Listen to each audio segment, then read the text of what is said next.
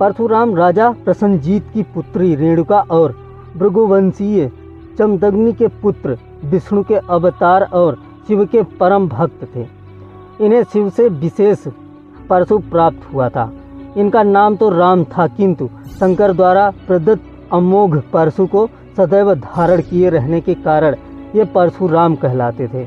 विष्णु के 10 अवतारों में से छठा अवतार जो वामन योम रामचंद्र के मध्य में गिने जाता है। जमदग्नि के पुत्र होने के कारण ये जामदग्न भी कहे जाते हैं। उनकी माँ जल कलश लेकर भरने के लिए नदी पर गई। वहाँ गंधर्व चित्ररथ अप्सराओं के साथ जल क्रीड़ा कर रहा था। उसे देखने में रेणुका इतनी तन्मय हो गई कि जल लाने में विलंब हो गया तथा यज्ञ का समय व्यतीत हो गया।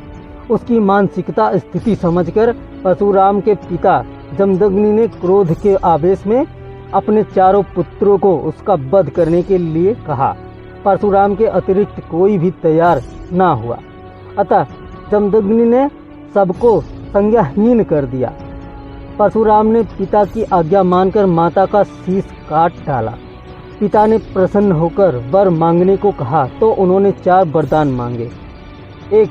माँ पुनर्जीवित हो जाए। 2. उन्हें मरने की स्मृति ना रहे। 3. भाई चेतना युक्त हो जाए और मैं परमायु होऊं। जमदग्नि ने उन्हें चारों वरदान दे दिए। दुर्वासा की भांति परशुराम भी अपने क्रोधी स्वभाव के लिए विख्यात हैं।